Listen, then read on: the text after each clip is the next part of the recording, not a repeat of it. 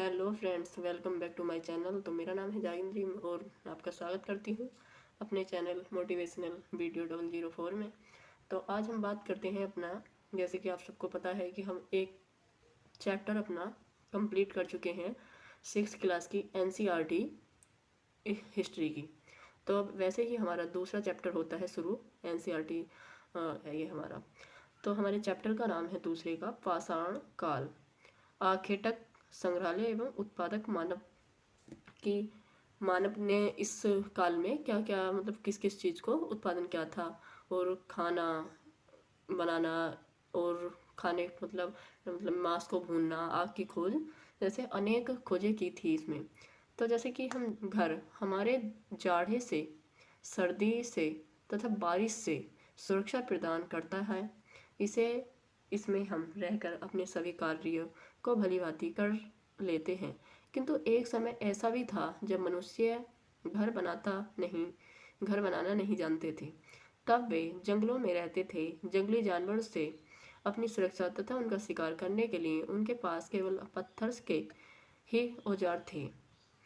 तो आप सब जानते ही हैं कि पहले टाइम में मानव के पास ना ही घर थे, ना ही भोजन था, और ना आने जाने के लिए कोई साधन थे, ना ही आग की खोज हुई थी।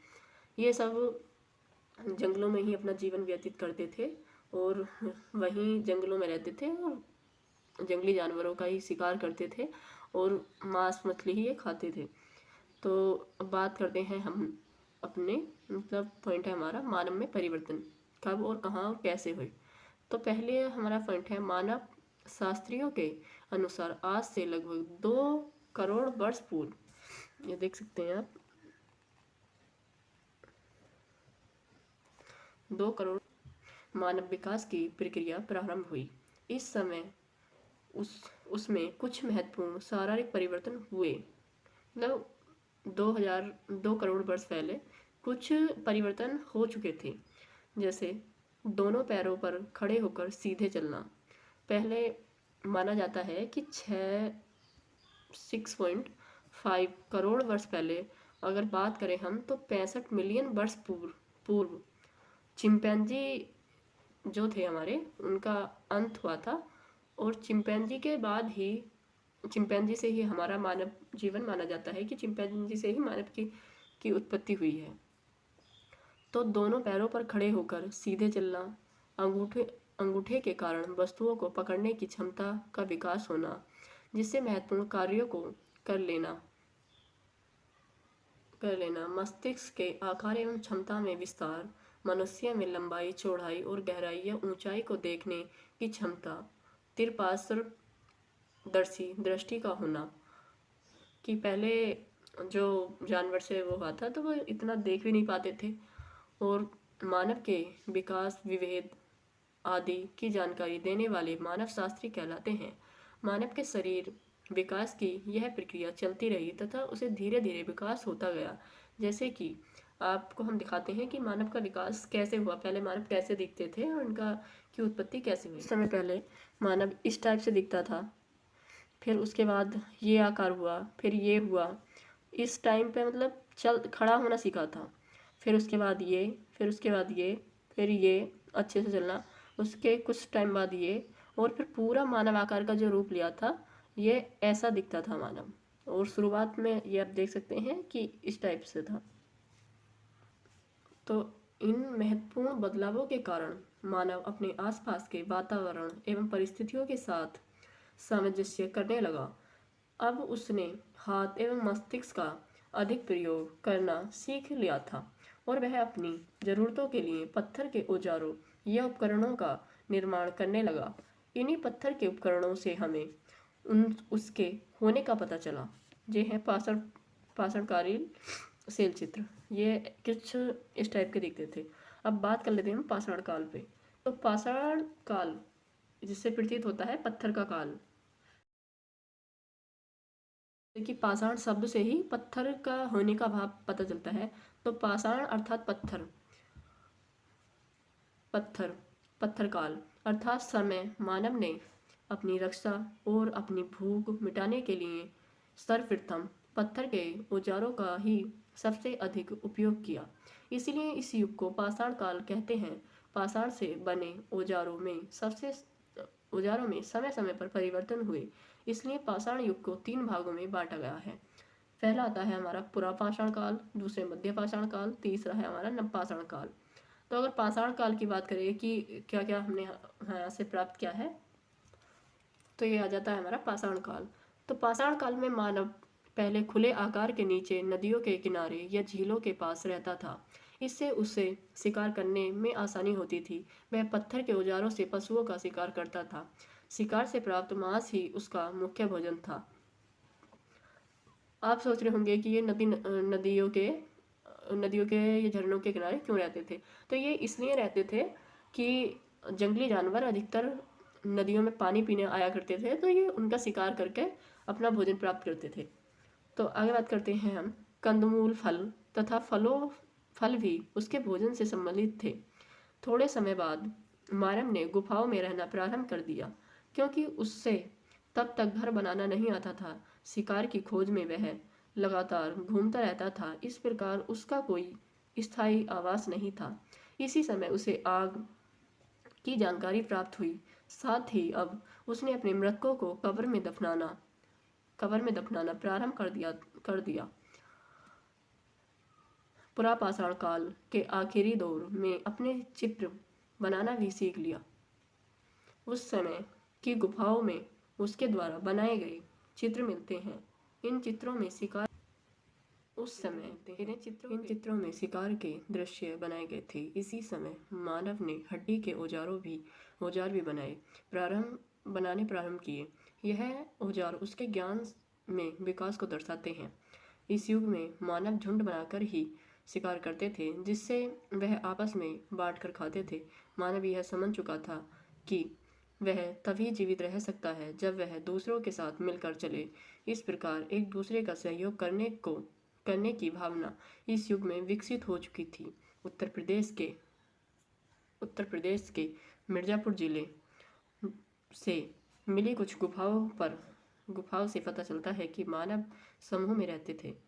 कैसे करते थे शिकार, तो ये जानते हैं हम कि उसने न ही जंगली जानवर जैसे पेने नाखून थे, और न ही नुकीले दांत, न जबड़े, और न ही सींग। उसकी बड़ी समस्या अपने से ज़्यादा ताकतवर जंगली जानवरों से रक्षा करने व उनका शिकार करने की थी। इसके लिए उसने पत्थर के औजारों का निर्माण व प्रयोग किया, क्योंकि उसे पत्थर आसानी से प्राप्त हो जाते थे। यह मानव की आखेटक अवस्था थी। इस युग के पत्थर के औजार आकृति में सुडौल नहीं थे।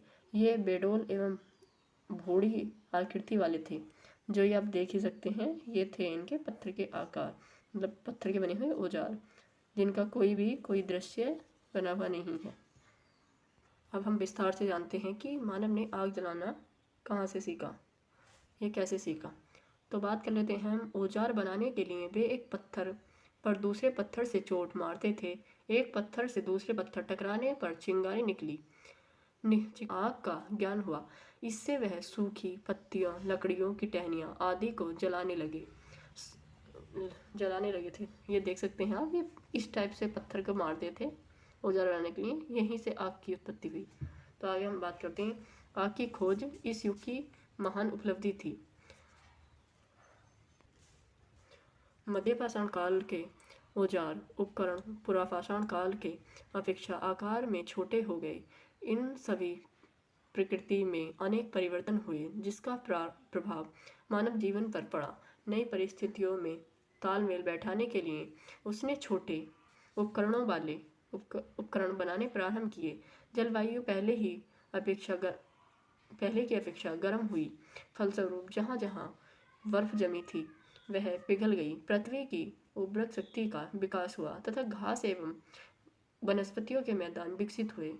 घास को खाने वाले छोटे जानवर जैसे हिरण, खरगोश, भेड़, बकरी आदि पैदा हुए। मानव अपने आप उगी घास को एकत्रित करने लगे। इन घासों में कई आज के अनाजों की पूर्वज थी। इनका प्रयोग मानव ने अपने भोजन में किया।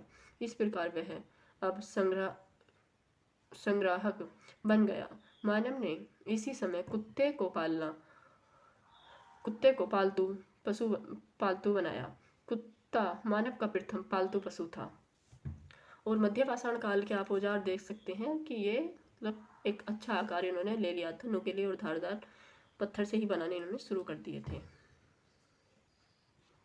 तो आगे हम बात करते हैं कि खेती का ज्ञान कैसे हुआ। तब पुरातत्ववेताओं का मत है कि अपने आप उगे हुए अनाजों को मानव ने एकत्रित करना शुरू किया। अनाजों के कुछ दाने गीली मिट्टी में अथवा इधर उधर गिरे होंगे। इन स्थानों पर फिर से वही अनाज उगे। जब मानव ने इसे देखा तब उसे ज्ञात हुआ कि इन अनाजों के दानों से बार बार अनाज उगाया जा सकता है। अपने इस ज्ञान को उसने परीक्षण भी किया, तब जाकर उसे खेती करने का ज्ञात हुआ। अब हमारा अगला पॉइंट आता है नवपाषाण काल। तो पुरातत्वविदों का यह मानना है कि मानव ने जब से भली भांति खेती करना प्रारंभ कर दिया तभी से नवपाषाण काल प्रारंभ होता है। यह मानव सभ्यता के इतिहास का सबसे बड़ा परिवर्तन था। खेती के कारण मानव अब भोजन संग्रह से भोजन उत्पादक बन गया। इस समय उसके पत्थर के उपकरण अधिक उपयोगी एवं सुडौल थे, क्योंकि उन्हें अधिक कुशलता से बनाया गया था। यह उपकरण घिसकर चमकदार बनाए गए थे। हत्तेदार कुल्हाड़ी एवं हंसिया इस समय के महत्वपूर्ण औजार थे। खेती के लिए पशुपालन भी प्रारंभ हुआ। पशुओं का प्रयोग मांस व दूध प्राप्त करने में किया जाता था। जो ये आप देख सकते हैं, इनका नाम तो मुझे भी नहीं पता, लेकिन ये शायद इनका ये है कुल्हाड़ी और ये हथौड़ा है। और आगे हम बात करते हैं। मानव अब अपने खेतों के आसपास मिट्टी के घरों एवं घास फूस के छप्पर वाले घरों में रहने लगे। धीरे धीरे ये बस्तियां गांव बन गई। कुल्हाड़ी एवं हंसिया से अब ये मिट्टी के बर्तन बनाने भी जान गए थे। बर्तनों पर नक्काशी एवं चित्रकारी में रंगों का प्रयोग होने लगा।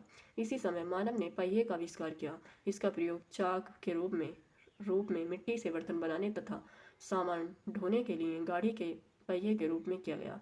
खेती के कारण लोग एक ही जगह रहने लगे। फलस्वरूप नए नए कौशल विकसित हुए, जैसे मूंज की टोकरी व चटाइयाँ बनाना, कताई करना, जानवरों के बालों से कपड़े बनाना आदि। अब उनसे सामुदायिक जीवन का विकास हुआ। शवों को दफनाने के ढंग से इनके धार्मिक विश्वास के विषय में जानकारी मिलती है। शवों या मृत व्यक्तियों के साथ खाने पीने की चीज़ें, बर्तन, हथियार आदि भी दफनाए जाते थे। इन लोगों का विश्वास था कि मरने के बाद भी व्यक्ति इनका उपयोग करेगा। अब आता है हमारा धातु काल। नवपाषाण युग का अंत होते होते पत्थर के साथ साथ धातुओं का इस्तेमाल शुरू हो गया। धातुओं में सबसे पहले तांबे का प्रयोग हुआ, जिसके कारण इस युग को ताम्रपाषाण युग कहा जाता है। मानव ने तांबे की खानों का पता लगाकर उससे तांबा खोदकर निकालना शुरू किया। उच्च तापमान में तांबे को पिघलाना तथा सांचे की सहायता से धातु द्रव को विविध रूप देना भी उन्होंने सीख लिया। मानव विकास की एक और महत्वपूर्ण खोज थी। धीरे धीरे मानव ने तांबे व टीन को मिलाकर मिश्रित धातु कांसा बनाना सीख लिया। मानव जीवन उसकी प्रगति एवं संघर्ष की कहानी है। प्रारंभिक मानव ने अपनी समस्याओं से जूझते हुए अपने को जीवित रखा, अपनी उन्नति की ओर अपने को सभ्य बनाया। तो आपने इससे क्या सीखा और हमारी मानव की उत्पत्ति कैसे हुई, आई होप कि आप समझ चुके होंगे। तो हम बात कर लेते हैं कि इससे क्वेश्चन किस प्रकार से पूछे जाते हैं। तो ये आप देख सकते हैं, पाषाण युग को किसकी विशेषता के आधार पर बांटा गया। मानव ने आग जलाना कैसे सीखा। पुरातत्वविदों नवपाषाण काल का प्रारंभ कब से मानते हैं, और मानव ने अपनी जरूरतों को कैसे पूरा किया। मध्यपाषाण काल में हुए प्राकृतिक परिवर्तनों का मानव जीवन पर क्या प्रभाव पड़ा। प्रारंभिक मानव अपना भोजन किस प्रकार करता था। अगर आदि मानव ने ये सब प्रयोग नहीं किए होते तो आज भी हम सब उन्हीं की तरह जंगलों में रह रहे होते। तो आई होप कि आपको वीडियो पसंद आई हो। अगर पसंद आई हो तो एक कमेंट्स ज़रूर करना, और थैंक यू। अगर आपका कोई डाउट हो तो आप पूछ सकते हैं।